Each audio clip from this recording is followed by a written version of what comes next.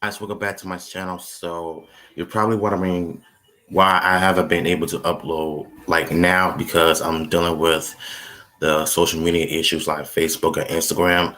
Come to find out that both Instagram and Facebook are down.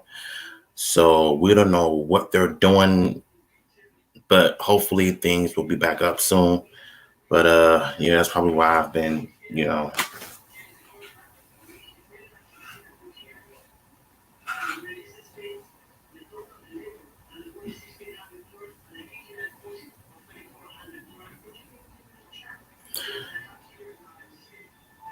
And for some and for some odd reason, I just got a notification on my phone from Instagram saying seeing what friends are up to. But it's still kind of strange that they went out earlier.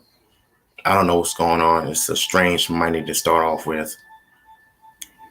Let's talk about Venom 2 for a minute and what is my overall thoughts on it. Like I said last night, I did my review. This is spoiler free, by the way. But yeah, I thought it was good. I had a lot of fun with it. No, I think people nowadays just don't know how to have fun when it comes to good movies in general, because this was a whole lot better than the first one, in my honest opinion, because it was a lot of action, it was a lot of crazy activity, things going on, and it was one of the most bizarre films I've seen. And Carnage was the best character in this movie. I do have some issues with the CGI effects and how it looked weird in certain areas. And I think it's mainly due to the church scene when uh, Cletus was about to marry this crazy black broad. I forgot her character. So, I mean, the name of her character. She was, I think it was some kind of mutant that does a sonic wave. But yeah, this movie was a lot better than the first one. So I'm going to give them credit for that. And the reason why I'm not going to spoil the post-credit scene is because the movie app I downloaded on Google, no, I downloaded from Facebook that was on about this free movie app when you could watch the recently released movies on there, and I did. The problem is the one that I watched it that didn't show the post credit scene, and I didn't get to see it. So maybe we'll do like a reaction to the post credit scene probably once I'm finished with the article about the Wolverine game, because we definitely got some information out. So with that out of the way, let me share the screen. And now all of a sudden, it's doing it again.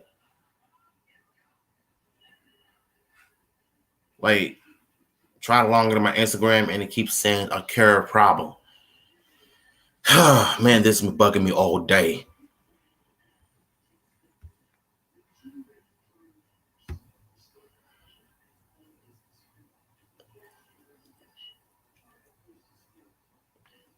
I'm surprised you got Snapchat, but I'm not with that. I just want my Instagram and Facebook. That's all I want. And yet Twitter is the responsible source. It's unfortunate.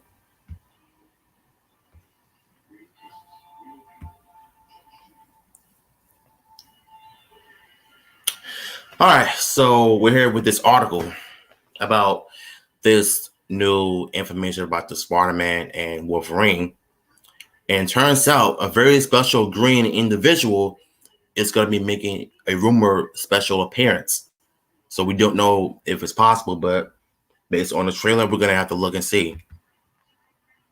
A few details have been shared regarding Marvel's Spider-Man 2 and Marvel's Wolverine from Insomniac Games, the biggest of which seems to tease the appearance of the Incredible Hulk in Wolverine, with Marvel creative vice president Bill Roseman telling fans to look at the cashier and bar in the announcement trailer. Let's see what he has to talk about.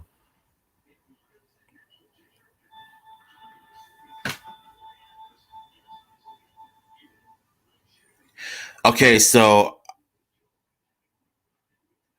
oh wait a minute. Okay, I see what he's talking about. Doing this, we can read 19.74 across the cash register monitor. This looks to be a direct reference to the debut appearance of Wolverine in the Incredible Hulk issue 181 comic. On top of this, if you look at the registration plate in the same shot to the right of Logan, we can see the reads Hulk, HLK.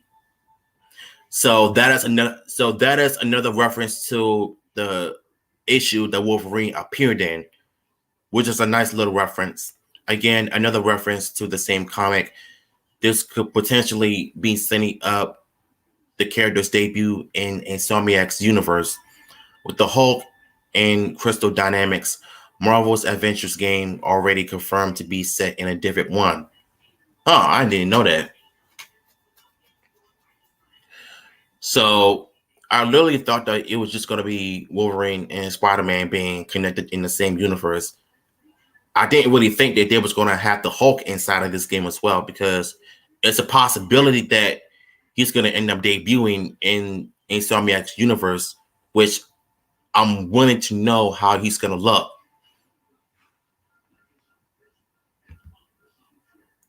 Ross made all to the Easter egg on this week's in Marvel podcast, where he shares some tidbits on what fans can expect from the new game. Looking further on the bar, we can see a sign on the left-hand side that reads 1048. This is a reference to Earth 1048, the universe that Marvel's Spider-Man is set in, and now presumably where Marvel's Wolverine is too. Wow. I bet we got some new information on this as well. They're just talking about the references and Easter eggs in the trailer, because we know what 181 means is that, or one. Yeah. I mean, we know, 181 means is that Wolverine made his first appearance in Incredible Hulk 181. But 1048 is a different universe of Spider-Man's in. And so was Wolverine. So we now know that. If you go back and look at the trailer, the scene where you are behind Logan and there it is at a bar, it is chock full of Easter eggs. The internet detectives have indeed found some of them, but they have not found all the Easter eggs, said Rossman. Earlier in the podcast, the Marvel Via discussed Marvel's Spider-Man 2 and what changes have been made. Nothing the deeper read of Peter's advanced suit and the extended stripe down the arms of Miles' suit. There was also a brief conversation surrounding the unnamed voices in the trailer. Well, in the trailer before Venom appears, it was confirmed that these are two different characters, with many fans, including myself, believing the mysterious voice to be Kraven the Hunter, which everybody thought, they heard in the trailer, which I thought it was myself. But Venom doesn't speak in Kraven's language. So it's clear to me that in the trailer that Kraven the Hunter was the mastermind in the voice acting. So there are multiple foes I can say that are in the story, very much continues to pick up from Marvel's Spider-Man and Miles Morales. I don't want to reveal too much, but it's the next big chapter, Roseman teased. There's a lot of threads, a lot of characters that were in the first two games that you'll see here. I say if the first Spider-Man game was Star Wars, Spider-Man 2 is kind of our empire. It gets a little darker, he added. This is really exciting development to hear and makes sense considering the involvement of Venom. I wouldn't expect too much darkness though, as after all this is the fun-loving Insomniac known for Ratchet and Clank. That said, we have to wait and see. Now, given the fact that we know that Hulk is going to be in this game in the future, now that he's going to be in Marvel's Wolverine, because if you think about it, both Wolverine and Hulk share the same connection when it comes to in the comic universe, because Wolverine appeared in Hulk's 181. So just imagine Hulk returning the favor of appearing in Marvel's Wolverine. And that right there is one of the coolest things.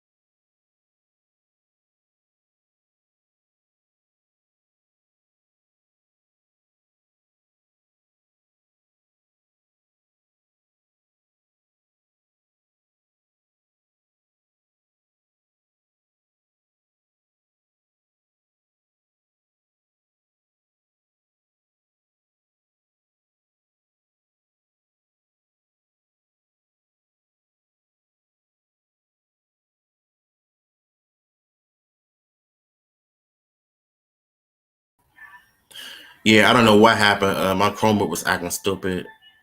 Sega, if you're telling me that Instagram and Facebook are going to be fixing the issue next Monday, like, no, they need to fix it now because everybody wants to get on their Instagram and their Facebook because it doesn't make any sense how they're going to be down like this. It's pretty stupid. This is what I've been going through all morning, trying to get to my Instagram and Facebook, and somehow nothing is working. Like, what is going on with social media today?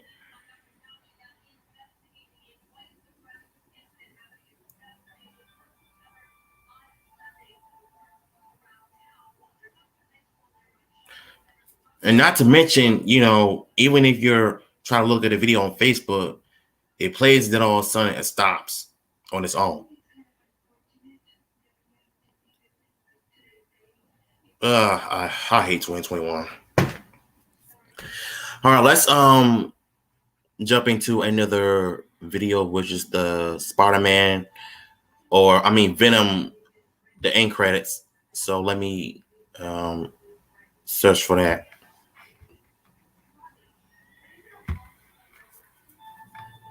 Because I know IGN probably is on it, but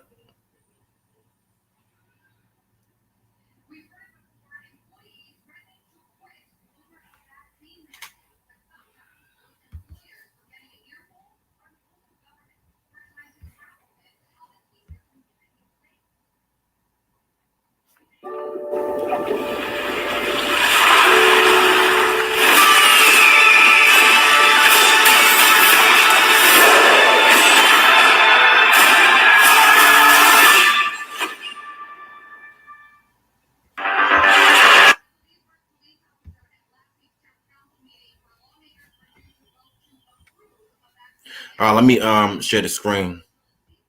Once again, we're getting ready to react to the post-credit scene.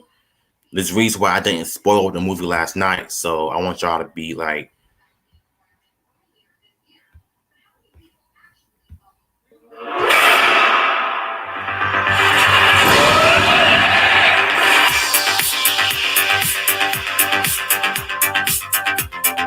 something wicked this way comes. Venom 2, Let There Be Carnage absolutely lets there be some carnage, but it also totally does that thing that you really hoped it might do.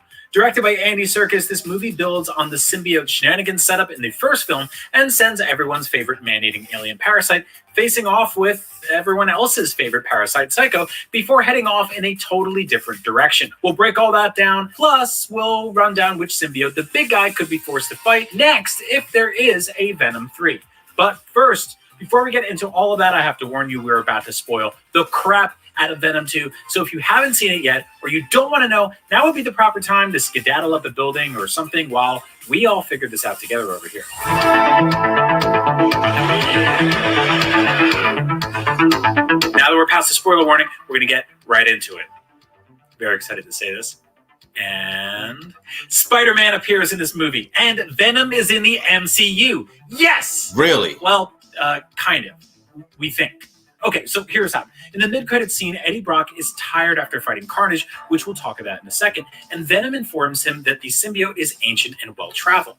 He specifically references having seen other universes in its lifetime. Then he says something like, "Let me show you some of the things we've seen." Then the screen goes black and Eddie wakes up in a much nicer hotel room. And on the TV, we see J. Jonah Jameson outing Peter Parker as the web slinger in the same bit of video we saw at the end of Spider-Man Far From Home. Okay, so one way or the other, as Eddie is watching JJ's report, he's in the MCU, or at least Sony's little corner of it. But how he got there is kind of vague, and we have a few theories, so stick with us on this. Like we mentioned earlier, Venom specifically mentions having seen other universes before Eddie wakes up, wherever he is. This could somehow be in this Venom's past, and he's showing Eddie a memory. If that sounds far-fetched, remember when Infinity Ultron just recently found out the rule of multiverses. Oh, but anything is possible in a multiverse. But there's another theory swirling around the IGN Slack channels right now that makes a bit more sense. The moment Eddie blinks into the MCU could also be the moment when Doctor Strange broke the whole multiverse in the Spider-Man No Way Home trailer. I see what you're going with. You know, it is a possibility that Venom might end up being a part of the MCU or Spider-Man being part of the Sonyverse. So whichever case may be, hopefully they'll be able to bring Venom in the MCU and probably give him a proper Spider-Man logo on his chest. Because what Sony is doing, they're just messing up big time, just missing all of the details. But yeah.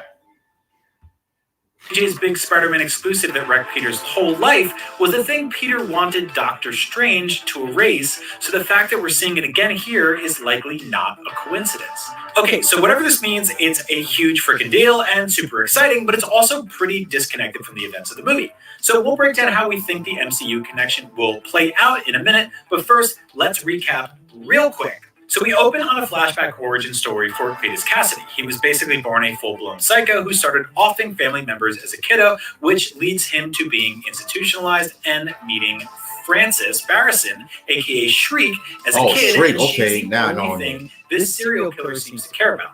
Well, I mean, apart from the murder stuff, anyway. Fast forward to present-day San Francisco, and Eddie Brock is struggling to make sense of his life as a deadly superhero vigilante who eats people by night and print reporter by day. We've all been there. A print reporter who rides a Ducati and does wheelies all over the place. Whatever. While in prison at San Quentin, Cletus asks Eddie Brock to come visit him in prison for the exclusive rights to tell the life story of a notorious serial killer. Detective Patrick Mulligan pressures Eddie to, air quotes, find where the bodies are, and Venom, who is obsessed with being a superhero, helps Eddie crack the case and finds the bodies, which means Cletus gets convicted, sentenced, and fast-tracked to the death penalty. Cletus invites Eddie to his execution, and Eddie is stupid enough to get close enough for Cletus to bite him, and the symbiote begins to take hold. Cletus's execution was a death sentence, just not for him. Eddie, meanwhile, is dealing with some Spider-Man 2 type feels in that he'd really like to go back to living a normal life without a symbiote constantly controlling him all the time. And Venom really wants to be out on the streets of San Francisco eating bad guys. So at one point they break up. Eddie tries to go back to his old life, and Venom hops from random host to random host until Michelle Williams' character eventually reunites them just in time to fight an almost kaiju-sized Carnage and Shriek in the third act's big fight scene. And that fight is pretty awesome. A full-powered Carnage is really a sight to behold, and it really makes you wonder how can Spider-Man stand against him. Well, maybe we'll never get to find out because Eddie kills and eats Cletus to end the fight, and Shriek seemingly dies after a huge church bell falls on her. And after Venom reabsorbs the Carnage symbiote, Eddie and Venom leave San Francisco to go do their thing somewhere else, and that's what leads us to that mid-credit scene that we were talking about earlier. So Marvel Studios is doing a lot of multiverse wheeling and dealing these days, and since the Disney acquisition of Fox, lots of fans figured they'd see X-Men or Fantastic Four appear in the MCU via Wanda/Sylvie/Doctor Strange's meddling with the multiverse, and they still may, but after the mid-credit scene of Let There Be Carnage, it appears that Venom has beaten them all to the punch and will be the first Marvel character controlled by another studio to appear in the MCU. Eddie, we should be out there snacking on bad guys.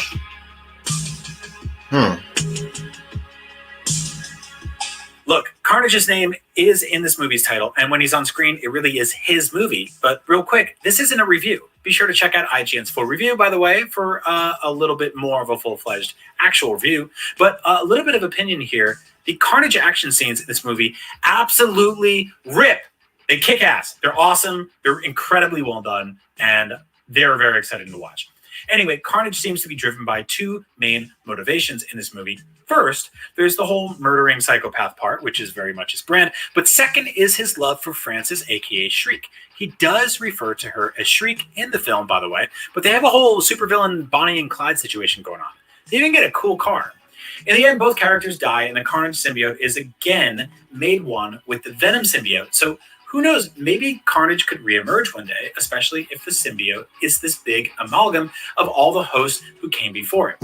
Cletus Cassidy may be dead, but that doesn't mean we won't see Carnage return, and Shriek appears to die beneath the church bell, but we never see the body, and you know the rules when it comes to comic book movie deaths. Another important moment from the big fight at the end, it looks like Shriek is about to kill Detective Mulligan, but later in the fight, we get a close-up of Mulligan, and his eyes are glowing, and he's muttering about monsters.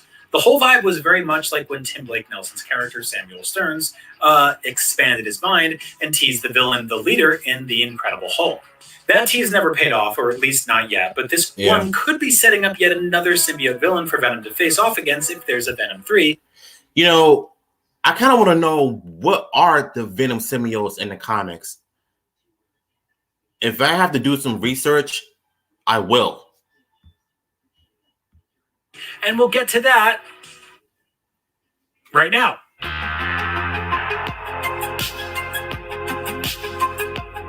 Okay, so assuming that Venom 2 performs as well as Venom 1 did back in 2018, there's probably a pretty good chance that Venom 3 is somewhere on the horizon. This movie certainly assumes that much and lays some track for who Venom might need to fight and then devour in his future solo adventures. So here are the top candidates. First, freaking Spider-Man, dude. Since Venom's first appearance in the 80s, the symbiote's whole story has been linked to the wall crawler, and ever since this version of Venom appeared on the big screen, fans have wondered, when are these two going to fight?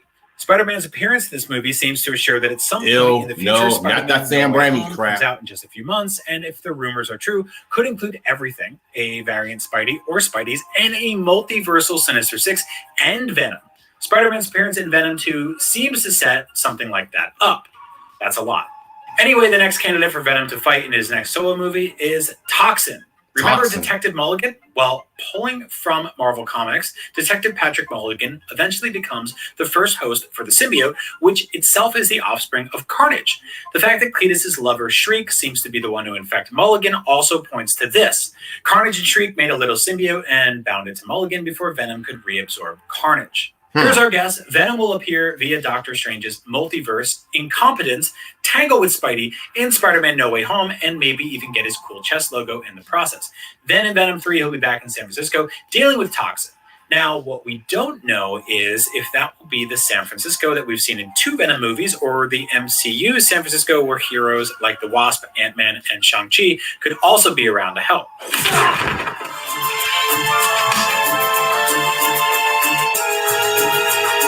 And of course, now it's time to run down the Easter eggs we found in this one. Ravencroft was featured in the trailer, but it is a pretty central location in this movie. Cletus spends time there, Shriek is basically in prison there for years, and by the end of the movie, the whole place is burned to the ground. The Ravencroft Institute for the Criminally Insane first appeared in Spectacular Spider-Man number 178 back in 1991, and also featured in 2014's Amazing Spider-Man 2. Oh, wow. Though that version seemed to be located in New York, and the one in this movie is in San Francisco. Maybe they have a chain of institutes for the criminally insane or something like that. Now, Venom, of course, he's why you're here. First appearing in 1984's Secret Wars as Spidey's black suit, the full symbiote version of Venom first appeared in 1988's Amazing Spider-Man. We also know Venom from a bunch of cartoons and video games and was solely responsible for this. Oh, God, no. Carnage first appeared in Amazing Spider-Man in 1992 and has also been a homicidal maniac in Marvel cartoons and video games before Woody Harrelson brought him to life in Let There Be Carnage. Oh, yeah, he did a great job in playing that. Shriek first appeared in 1993's Spider-Man Unlimited #1 and has also appeared in animation and games. Detective Mulligan first appeared in Venom vs. Carnage in 2004. And this mother effer, or at least you should. I mean, if you don't, how did you make it this far into this video? Anyway, what did you think of Venom 2? Is Venom part of the MCU now? And which deadly symbiote will Venom have to battle next? Let's hear your best theories down in the comments below. Thanks for watching.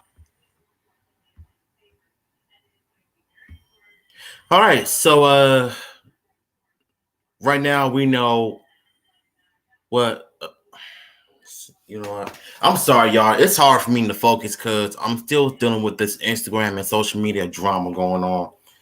And I want my Instagram, y'all. Like, I really do. I had problems with it this morning, and it's been going on ever since. And I'm still dealing with this error.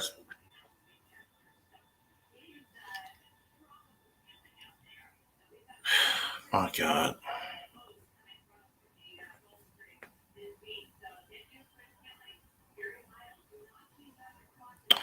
All right, look, hopefully if I have some information on when the social media is back on, I'll let y'all know what went down. So I hope y'all got the information we have for the Hulk appearance in Marvel's Wolverine game, as well as the end credit scenes explained in the Let There Be Carnage. So, and now we know that Venom is going to be a part of the MCU, or Spider-Man is going to come in the Sonyverse. So I don't know what's going to happen, but hopefully it'll be a whole lot different.